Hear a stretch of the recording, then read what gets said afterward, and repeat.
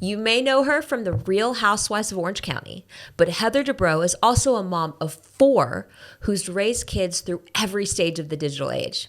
Today, she's sharing what she's learned about everything from inclusivity to screen time. This is a conversation packed with perspective, honesty, and real-life wisdom.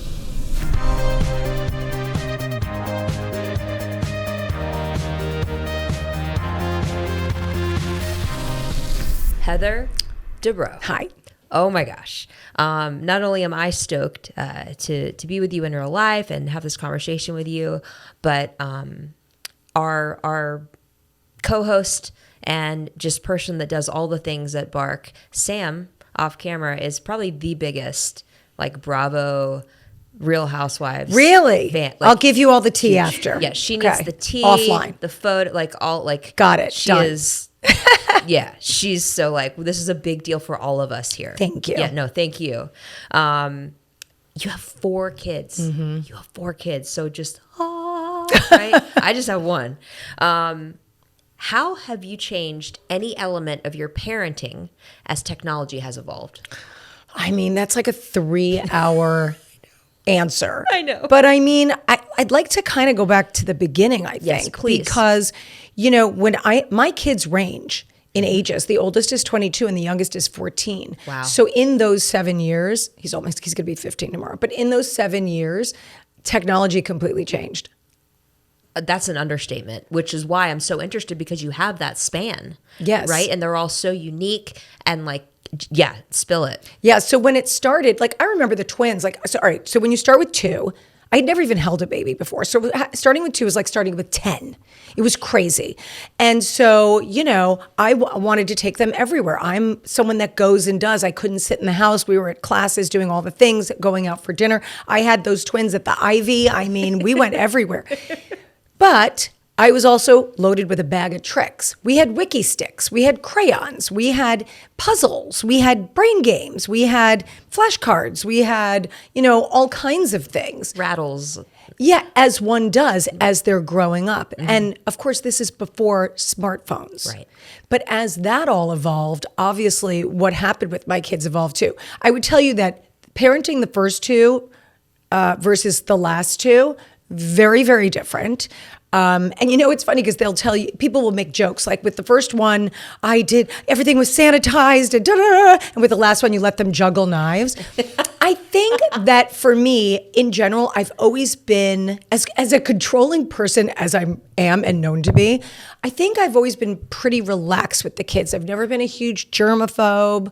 I would sanitize things, but I wasn't crazy. I mean, when you have a child, when you go through potty training, you have to not be a germaphobe, or else you're just going to lose your mind. Oh my gosh. But I think with technology, sort of the same. I think with the first 2, because it wasn't around.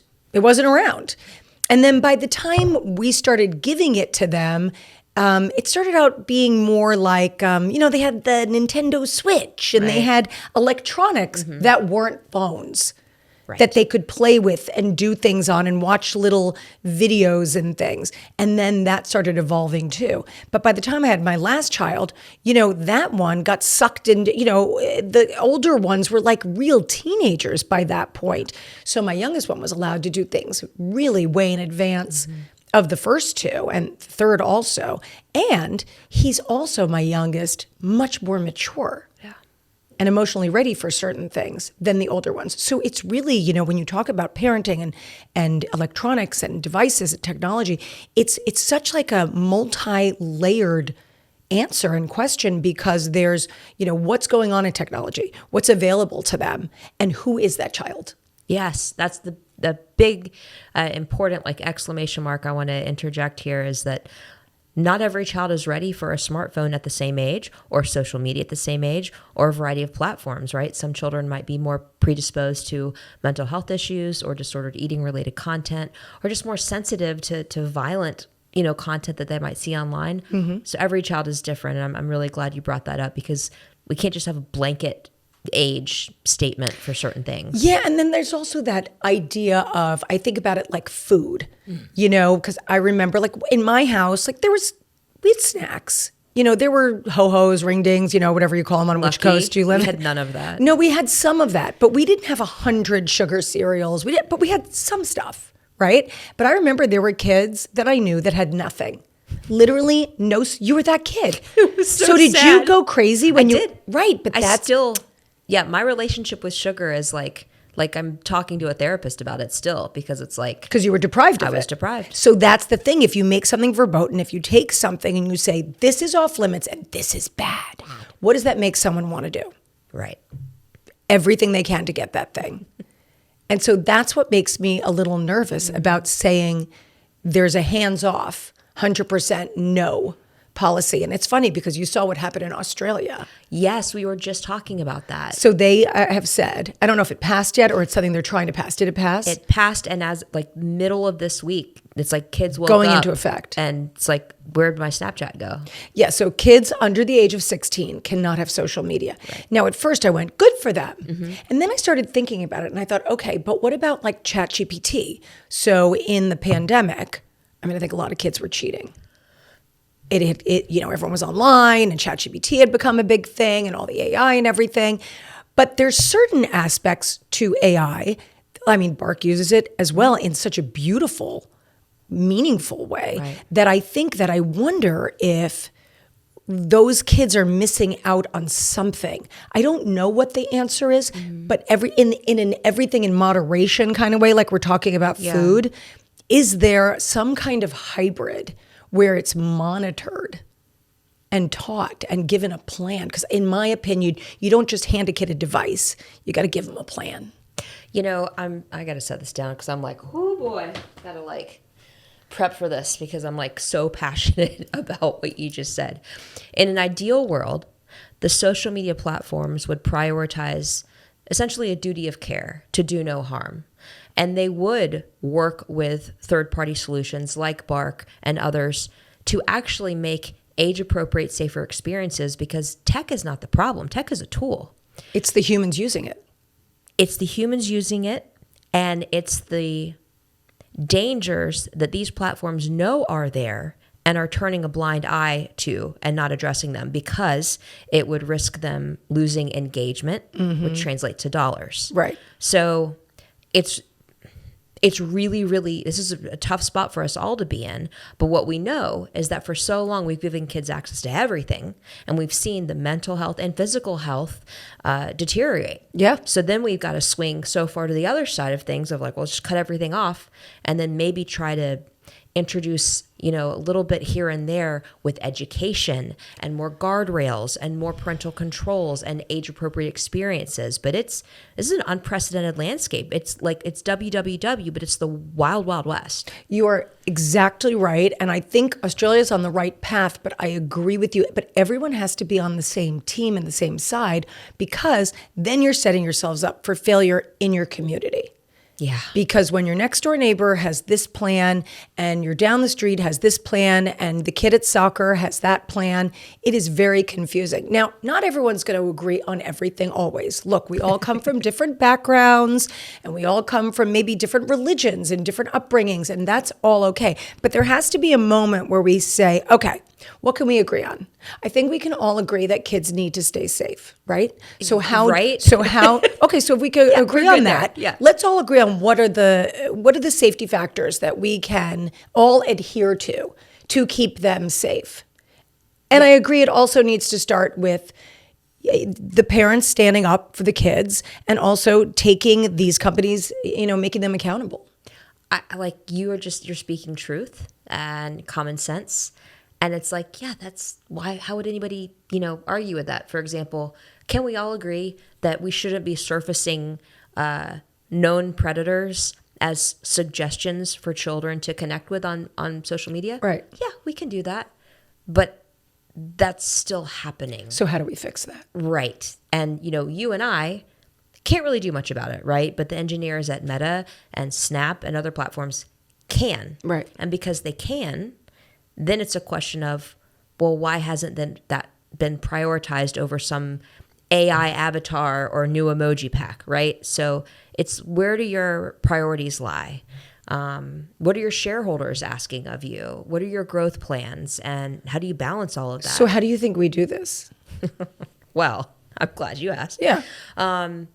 The Kids Online Safety Act right now has been, in and out, a variety of reasons why it hasn't passed yet. But essentially, the laws meant to protect consumers online, especially children, haven't been updated since 1998. Which is crazy. Right. So we need updated laws because right now, these platforms cannot be held liable. No, for the it's like harms traffic laws before cars were invented. Exactly. Yeah. So laws. And it's awareness first and foremost. At Bark, we help to analyze social media, email, text, all kinds of things. And because of that, we know the rate at which children are being harmed by tech online. And we publish that report every year. Snap, TikTok, Instagram, Discord, YouTube, Apple, they all have this data too. And they have not publicly disclosed the rate at which children are being harmed on their platforms. So I think we have the right as humans to know the data. Like how many children received unsolicited nudes, right? Mm-hmm. How many children searched for how to die by suicide or how to lose 30 pounds in a month or whatever. Like, let's be real with each other about the data, but they don't want to disclose it, right? It's going to look bad for them. So opportunities to really be candid about what's really happening with kids online, meaningful legislation, education in the school systems. Totally. Digital curriculum is so varied, right? Public school, private school, homeschool. And the parents and the teachers that are tasked with educating, they don't even have all of the information, right? Our kids are so far ahead of us. Right. So there's a lot. And then maybe finally, I might think of something else, but our pediatricians, our therapists, our psychologists, our child behavioral health experts, our ER physicians that are seeing a rise in children being admitted to their ERs because of either successful or unsuccessful suicide attempts. They all need to come together as well and demand change. For example, the U.S. Surgeon General last year, Dr. Vivek Murthy, said that social media needs a warning label on it, just like cigarettes, and that still hasn't happened. So there's a lot that needs to happen. We can make tech safer for kids. Yeah. It's not that hard. Well, it's amazing that, look, I think it's great that people are worried about the dye in our Fruit Loops, like I am too. I totally get it. That's bad. But, nobody wants cancer. Right, but we should be prioritizing this. 100%. Yeah. I want to know if you can recall, was there like a turning point or an inflection point between your older children and your younger children where you're like, wow, this landscape has changed. Like, I didn't realize that they could just talk to anybody on that game, or I didn't realize that their feed maybe looked different than mine. Like any sort of anecdotes? Yeah. Well, what's crazy is, we were learning social media sort of at the same time as them, right? Because it was all brand new. Yeah. And, with the older kids, I just thought it was funny and silly. And I never, when I thought about, even texting and emails, I never worried about predators. Okay. I worried about permanence. Because this is how I grew up, right? 100%. And in the public eye, you and your husband are both public figures, digital footprint. Yeah. But yes, all of that. But honestly, even more like my parents were very 1950s. Like everything's swept under the rug. We don't talk about things. I'm so the polar opposite. Right. But what always did stick with me, is what are you putting out in the world that's going to be there forever? And I remember one of the kids saying to me, I erased it. It's okay. And I had to have that conversation about how just because you erase it doesn't mean it's gone. And there's always a footprint and things are recoverable. Screenshots. And stuff like that. So I thought about permanence. Yeah. What is a future college counselor going to think? Or if you go to apply for a job and they see these photos of you, or, always be situationally aware. Totally. Of where. So that was what I was worried about originally. But then my youngest son, again, he's the one that's allowed to juggle knives. He would play Roblox. Yes. Okay. And so, which is a great game and super fun, but they have these people that are characters. Mm-hmm. And I assumed that he was playing with all these kids from school, and he was. Except there was one character that was not from school. Mm-hmm. To this day, I really don't know who this individual was, but we figured that out, got rid of this character, and then changed the settings. Wow.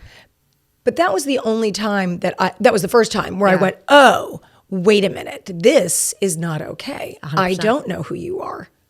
Yeah, it's chilling. I remember walking into my son's room, which, side note, we bought our son a PlayStation 5 for Christmas one year and let him keep it in his room, which is like, because I didn't want to like see the wires. They were messy in the living room. Right? I get it. Like hideous. Right? Yeah. Yes. Yeah, you don't want to see that, but it doesn't belong in his room, first and foremost. But I heard like a man, like a grown man's voice talking to him as Terrifying. he was gaming. And I was like, we have just let a stranger into his bedroom. It was the worst feeling ever. Yeah. It was my fault. It's not his fault. It was my fault. But let's shift a little bit because, you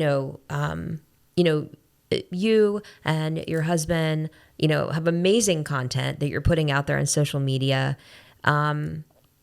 And he's also a doctor and so has the, health mindset. Mm-hmm. How do you balance content creation, your public persona, your own social media consumption with what you think is just best for you and your family? I mean, there's a line that we have to walk, obviously, especially when it comes to kids. When I started Housewives, now I've been on TV since I was like 22. Which is so cool. Right. So I was an actress and all these things. And then I had 4 kids in 7 years. And at that time, there wasn't social media. There wasn't, streamers. You couldn't make your own content. So I took a few minutes. Took a beat. Away. Yeah. And when I came back, started on this reality television journey, which was so crazy. And putting yourself out there. But when I started the show, my youngest child was 9 months old and he's turning 15 tomorrow. Oh my gosh. Which is insane. But if you think about social media and how it's evolved over those last however many, 14 years, whatever, how old is he? 15 years, 14 years that we've been doing this. It's really been crazy. When they were little, they were cute. They'd run in, they'd say hi on camera, they'd run out. There's no stories about them. And when they got to sort of that awkward age where they cared about things, we left the show. And when we came back, when they asked us to come back, I laughed. At first, I was like, oh, please, why would we do that again?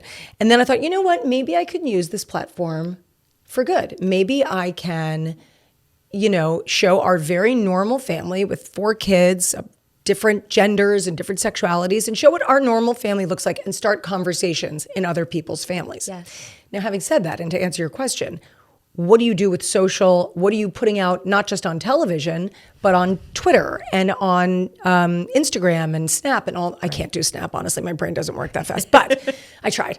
But the answer is it's difficult. And I never want to tell my kids stories for them.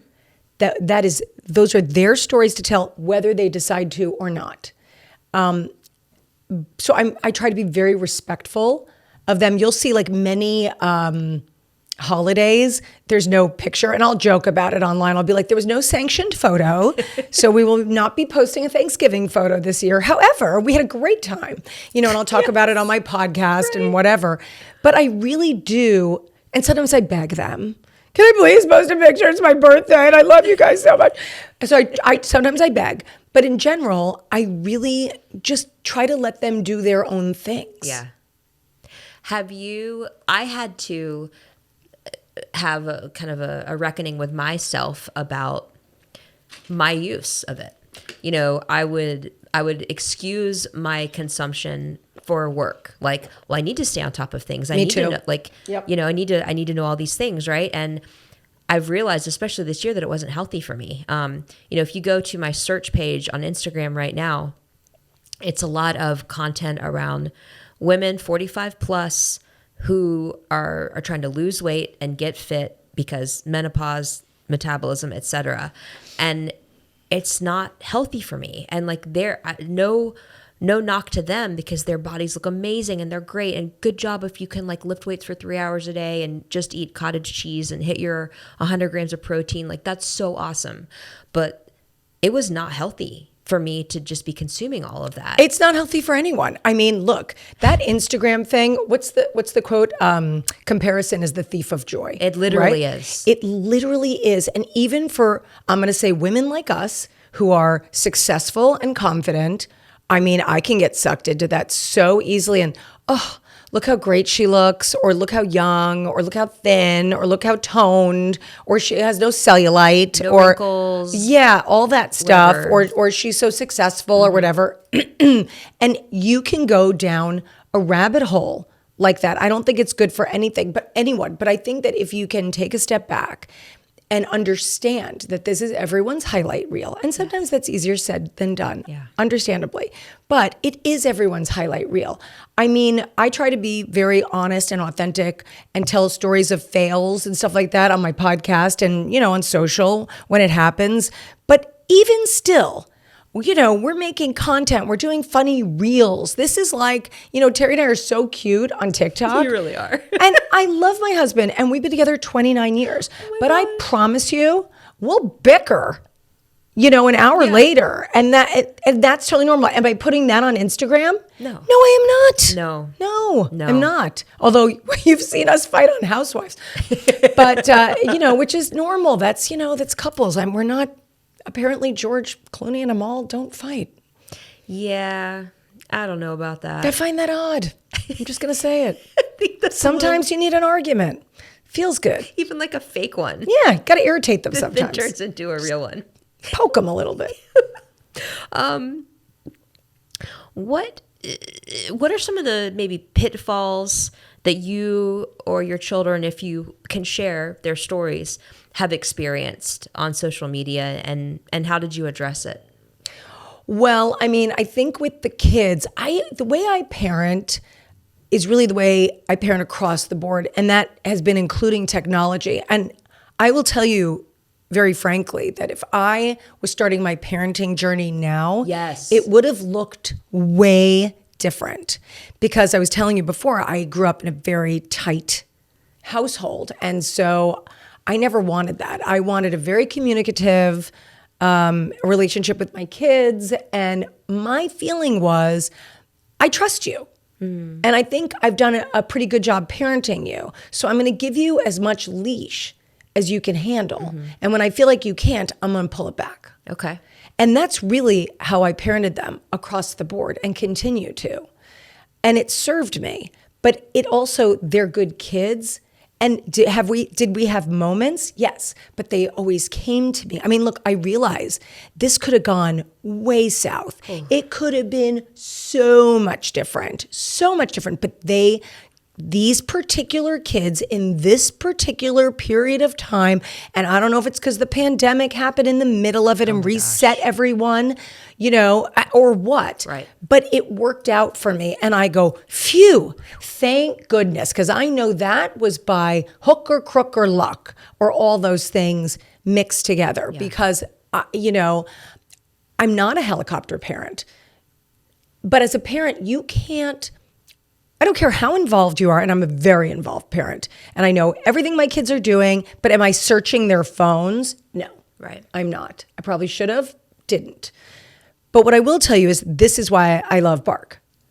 It's because we parents, we need a friend. Yes. And we need a friend so that the kids aren't yelling at us. And so if we can agree, hey, listen.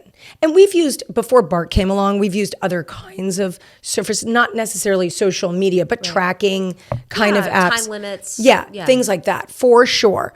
But what I think is so cool about what you guys have done is you get to be the bad guy for us. 100%. We are happy to be the bad guy. I mean, if you guys had been around 15 years ago, that would have been very helpful. So I got away, and my kids got away unscathed, thankfully. Right.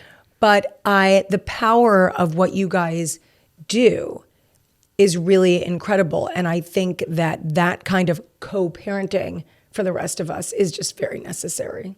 Well, thank you. Yeah, I mean, Bark stands out for a lot of reasons. It was created by parents for parents, having that unique lens of like, if we're going to build tech for our own kids, what does that look like? And then to be able to go out and build it is amazing and truly a blessing. And just to be able to do it right, we want to help build that parent-child relationship, not cause further friction in it, right? Which is why we don't give parents full access to everything and all the things, right? We're just alerting to things that parents need to know about, like real dangers.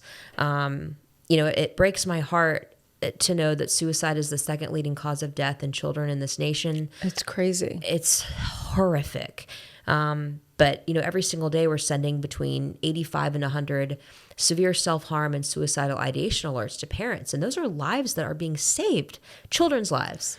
Well, it's amazing. I mean, when I watched the movie Adolescence, it was like crazy and so eye-opening. Because it actually could happen. It Yes. could actually happen. But I think that what was an interesting take-home message to me was, this very nice family, very nice parents, just assuming it's that normal, 14-year-old phase that they all go through, which they do, where they're moody and they're in their rooms and they're acting out and you think you know what's going on, but do you? Yeah. So if you could go back in time, let's say you have 8-year-old quadruplets, right? Kill me. Yeah, kill me now. Would you do anything different? I guess let's start with, would you maybe wait to a certain age to even allow a smartphone? Would you allow social media to a certain age or maybe not allow certain apps? Just what would you do? Let me try that again. What would you do different, if anything? And I will tell you what I would do different. Give you some time to think about your answers. I'd love to hear that. Yeah. So, I've got an only child. He's almost 17 now. And See a junior? yeah. Yeah. Yeah. My sweet boy. My sweet young man. I would not have let him have a gaming console in his bedroom, I would have stood my ground. I think if you ask people who know me, they say I'm a little too nice. And I was too nice. I defaulted to trying to being his friend. I didn't want him to be mad at me or not like me when I needed to be confident and do what was best for his physical and mental health, despite whatever pushback, and I'll put that lightly, I received. He was in 5th, 6th, and 7th grade during the pandemic. And unfortunately, that was around the time where I was like, sure, you can have Snapchat and TikTok, so you can talk with friends. Right. Because you don't have siblings. Right. Really bad idea. And I still, despite the disconnect that he had from his peers, I would have gone back and not allowed that all over again because of the harms that it caused. I would have delayed so many more things. I would have had more confidence and conviction to wait. I would have had more conversations. I would have gone with a safer smartphone. I gave him an iPhone. And now that I know what I know about Apple and their policies around privacy over child safety, I wouldn't have done that. But to be fair, the Bark phone and the Bark watch weren't out yet, right? So anyway, the options were limited. They were limited. Yeah. So what about you? Would you have done anything different? It's such a tough question because during the pandemic, like you were saying, my youngest was younger. And there were no kids on our street and there was no way to communicate. And I think, honestly, that the gaming is what saved his sanity, truly. Yeah. And I know that sounds crazy, but also I feel like I got off lucky with the ages they were when they started. I would tell you that what I would go back and do over would be to limit my youngest if it weren't for the pandemic. Right. We were all handed a very bad deck of cards. That was a lot, and I feel like we got to give ourselves a break here. Yes, we do. We only have, and I always say, it's like we have today and tomorrow. This is all we have, and I don't believe that things are irreversible. And there are still lessons to learn, and especially for your son, before he goes to college. Because there's different ages and stages that we really have to pay attention to. Yes, there's that very young, they need to be outside and not on the devices all the time. Then they get a middle school, which is a disgusting cesspool of hormones, awful for anyone. And, then we need to teach them how to be on these devices and whatnot. And then high school, we're really preparing them to be on their own. Yeah. And so one of the things, back to our food conversation, is if we limit them so much and we don't allow them to make mistakes, which they're going to make, and we control them so much, when they're on their own, they may not know how to handle it. That's a good point. So what I would say is I think there's a happy medium. I like when there's something very dangerous going on. Look, I work with the Trevor Project a lot. Yes. And their statistics are devastating. Every 45 seconds, a queer child tries to commit suicide. And that is, I mean, add that to your numbers that you were saying before. It's really, really scary. But for some of these kids, the only way they have a community is to reach out to people online. Think about living in a home where there is no support. Right. There is no community. And they don't have parents that accept them. Right. And they have no connection to the outside world. Yeah. So that's kind of scary too. That's why I feel like I really like putting in place very dangerous markers. There's suicide markers. There's, eating disorders. There's predators. There's all kinds of things that we should be aware, very, very aware and alerted to. Yeah. But like we used to go to the library, right? Go through the Dewey Decimal. Look things up and do it. They don't have that. They have these smart devices. Right. And that's how they figure things out. And I think although I want to know if something really bad is going on, we need to know. Right. And we should be required to know as legal guardians, right? That should be a law. Yeah. That something bad is going on. But searching up random things, they should be able to do that. Yeah, there's a balance, especially when it comes to age-appropriate sexual curiosity, which is totally normal. Yeah. But then there's also the other side of, who are you talking to about it? Right. Yeah. And pornography has been shown to negatively impact your ability to have a healthy consensual relationship with someone when it's time. My brain didn't even go to porn. Yeah. Yeah. I mean, it's so sad to hear,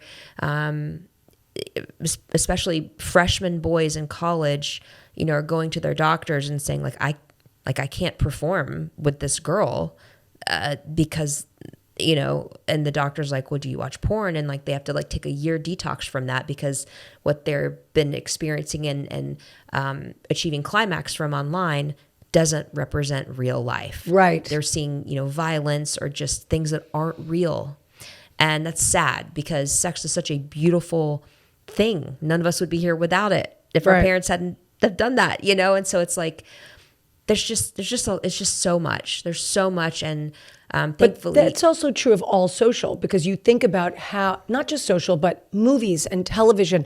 I tried to show my kids The Breakfast Club and it was too slow. I know. They can't, these things don't hold up because they're used to the world moving so much faster. Yeah. So in the same way, it's funny, I was joking, but I didn't think about porn because I just wouldn't. Yeah. But it's not just that, but everything that they watch, there has to be a balance of, there needs sports and there needs to be cultural events. And you know what I mean? All kinds of other things that engage the mind and move at different speeds. Yeah, 100%. And that's why, this sounds so silly, but it's not.